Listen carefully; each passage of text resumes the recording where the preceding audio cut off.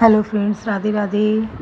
श्री रामचरितमानस पाठ में बहुत सुंदर प्रसंग चल रहा है कि करुणा से भरी हुई रामायण है और एक महाराजा राम जो है वो पुरुषोत्तम है। उनका मार्गदर्शन, उनका चरित्र अवलोकन हर किसी को करना चाहिए और उन्हीं के मार्ग पे चलने की कोशिश करनी चाहिए। इंसान कभी गलत नहीं होगा, न गलत करेगा। अपने बच्चों को भी सीख देनी चाहिए। इनकी चर्चा घर में सनातन धर्म के अनुसार घरों में चर्चा होनी चाहिए। आज के समय इतना भ्रष्टता फैल गई है, यूट्यूब चैनल अगर कहीं यूट्यूब खोल लीजिए, इतना फूहड़ है कि इतनी फूहड़ता है कि बच्चों के हाथ में मोबाइल लग गया तो वो उनको तो जिज्ञासा होती है देखने की, तो सिवाय गलत के कुछ सही उसमें आता ही नहीं है। और भगवान का अगर भगवत चर्चा घर में रोज़ होगी, बच्चों को सिखाया जाएगा अभिवादन की, बड़ों को चरण स्पर्श करो, तो बच्चे भी उसी प्रकार चलते हैं और करते हैं।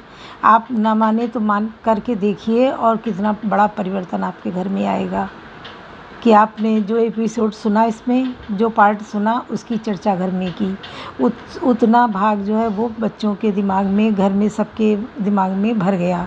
क्योंकि सोनाक्षी सिन्हा जिनके घर का नाम रामायण है, उनके भाई बहनों का नाम राम लक्ष्मण है, उनके पापा का, चाचा का राम लक्ष्मण भरत शत्रुघ्न, सबसे छोटे शत्रुघ्न, उनके दो बेटे लवकुश और ये सोनाक्षी। तो उनसे जब पूछा गया, क्वेश्चन किया गया कि राम कौन थे, लक्ष्मण कौन थे, तो बताओ वो ये न बता पाई कि राम कौन थे, लक्ष्मण कौन थे। कितनी शर्म की बात है कि जिनके घर में इतने सुंदर नाम रखे गए, चाचा ताऊ और सबके, और भाइयों के लव कुश, तो उनको ये भी नहीं पता कि आजकल हर बच्चे को नाम रखो, उसका अर्थ देखो और बच्चों को समझाओ तुम्हारे नाम का ये मतलब है, और अच्छा मतलब बता के उसको चरितार्थ कराने की कोशिश करो कि तुम अपने नाम को इसी तरह आगे बढ़ाओ। ये है हमारा सनातन। तो सुनिए, आप लोग हर भाग सुनते। सुखाज कठिन जग माही, जो नहीं हो तात तुम पाही। चित्रकूट महिमा अमित कही महा मुनि गाय। आई नहाए सरित बर सिय समेत दो भाई। कवन सुखाज कठिन जग माही, जो नहीं हो तात तुम पाई। महामुनि वाल्मीकि जी ने चित्रकूट की अपरिमित महिमा बखान कर कही। तब सीता जी सहित दोनों भाई ने आकर श्रेष्ठ नदी मंदाकिनी में स्नान किया। रघुवर कहो लखन बल घाटू, करहूँ कतहूँ अब ठाटर ठाटू। लखन दीक पग पय कतर करारा, चहु दिस फिरे धनुष जिमिनारा। श्री रामचंद्र जी ने कहा, लक्ष्मण बड़ा अच्छा घाट है, अब यहीं कहीं ठहरने की व्यवस्था करो। तब लक्ष्मण जी ने पयस्विनी नदी के उत्तर के ऊंचे किनारे को देखा और कहा, इससे चारों ओर धनुष के जैसा एक नाला फिरा हुआ है। नदी पनच सर सम दम दम दाना, सकल कलुष कली साहु जनाना।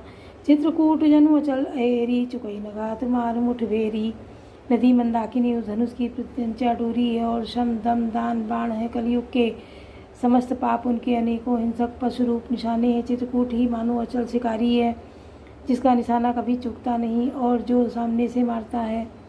अस कही लखन ठाऊं दिख रावा, थल बिलो की रघुवर सुख पावा। रम्यो राम मनु देवन जाना, चले सहित सुर थपति प्रधाना।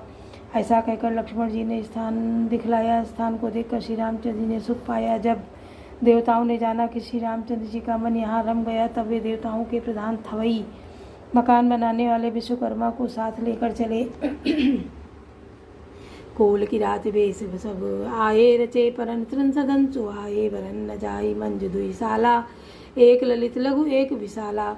सब देवता कील भीलों के वेश में आए और उन्होंने दिव्य पत्तों और घासों से सुंदर घर बना दिया। जो दो ऐसी सुंदर कुटियां बनाई जिसका वर्णन नहीं हो सकता। उनमें एक बड़ी सुंदर छोटी सी थी और दूसरी बड़ी थी। कवन सुखाज कठिन जग माही, जो नहीं हो तात तुम पाही। लखन जानकी सहित प्रभु राजत रुचिर निकेत। सो मदन मुनि वेश जनु, रति ऋतुराज समेत। कवन सुखाज कठिन जग माही, जो नहीं हो तात तुम पाही। लक्ष्मण जी और जानकी जी सहित प्रभु श्री रामचंद्र जी सुंदर घास पत्तियों के घर में शोभायमान है। मानो कामदेव मुनि का वेश धारण करके पत्नी रति और बसंत ऋतु के साथ सुशोभित हैं। मासपरायण 17वां विश्राम।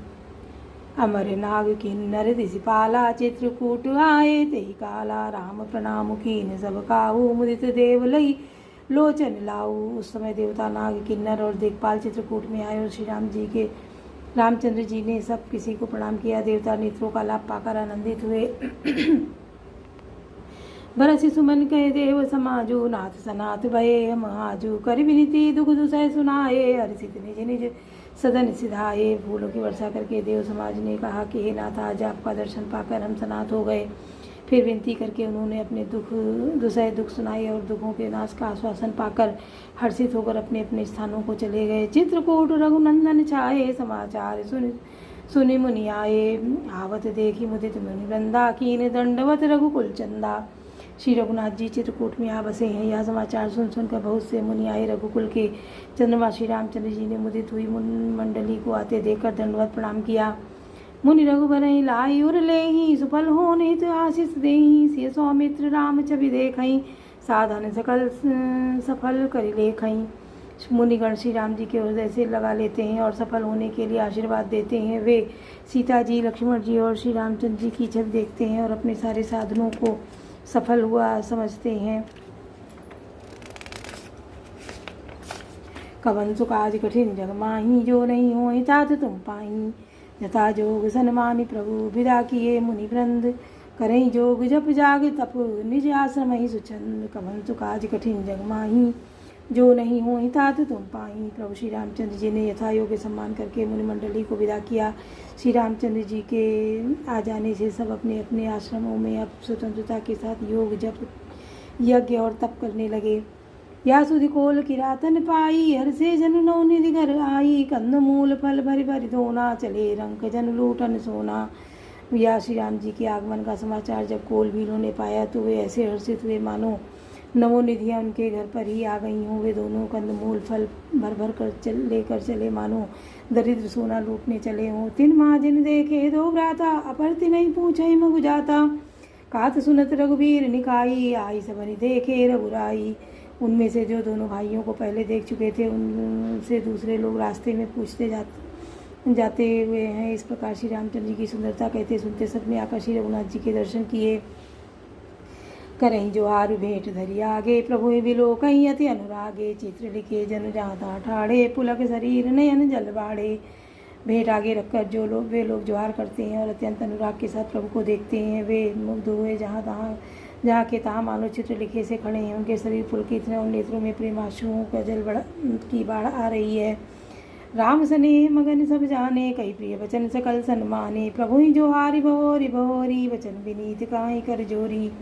श्री राम जी ने उन सबको प्रेम में मग्न जाना और प्रिय वचन कहकर सबका सम्मान किया। वे बार बार प्रभु श्री रामचंद्र जी को जोहार करते हुए हाथ जोड़कर विनीत वचन कहते हैं। कवन सुख आज कठिन जग माही, जो नहीं होई तात तुम पाई। हम नाथ सनाथ सब भय देखी प्रभु पाए। भाग हमारे आगमन राहुल कौशल राय। कवन सुख आज कठिन जग माही, जो नहीं होई तात तुम पाई। हे नाथ प्रभु, आपके चरणों का दर्शन पाकर अब हम सब सनाथ हो गए हैं। हे कौशल राज, हमारे ही भाग्य से आपका यहाँ शुभागमन हुआ है। धन्य भूमि बन पंथ पहारा, जाता नाथ पाऊ तुम धारा। धन्य वियग मृग कानन चारी, सफल जन्म भय तुम्हें नियारी। हे नाथ, जहाँ जहाँ आपने अपने चरण रखे हैं वे पृथ्वी, वन, मार्ग और पहाड़ धन्य हैं। वे वन में विचरने वाले पक्षी और पशु धन्य है जो आपको देखकर सफल जन्म हो गए। हम सब धन्य सहित परिवारा, दीघ सरस भरि नयन तुम्हारा। कीन बासु बल ठाऊं विचारी, यहाँ सकल ऋतुराव सुखारी।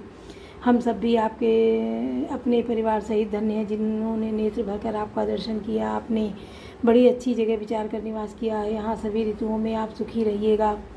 हम सब भांति करब सेवकाई, करी के हरि यही बाग बराई। वन बेहड़ गिर कंदर खोआ, सब हमारे प्रभु पग पग जोआ। हम लोग सब प्रकार से हाथी, सिंह, सर्प, बाघों से बचाकर आपकी सेवा करेंगे। हे प्रभु, यहाँ के बीहड़, वन, पहाड़, गुफाएं और खो दर्रे सब पग पग हमारे देखे हुए हैं। जहाँ तहाँ तुम्हें अहेर खिलाओ, सर निर्जर जल ठाऊं दिखाओ। हम सेवक परिवार समेता, नाथ न सकुचब आयुष देता। हम वहाँ उन स्थानों में आपको शिकार खिलावेंगे और तालाब, झरने आदि जलाशयों को दिखावेंगे। हम कुटुंब समेत आपके सेवक हैं। हे नाथ, इसलिए हमें आज्ञा देने में संकोच न कीजिएगा। कवन सुख आज कठिन जग माही, जो नहीं होई तात तुम पाही। वेद वचन मुनि मन अगम ते प्रभु करुणा ऐन बचन किरातन के सुनत जिमि पितु बालक बहन कमन सुकाज कठिन जग माही जो नहीं हो तात तुम पाही। जो वेदों के वचन और मुनियों के मन को अगम है वे करुणा के धाम प्रभु श्री रामचंद्र जी भीलों के वचन इस तरह सुन रहे हैं जैसे पिता बालकों के वचन सुनता है।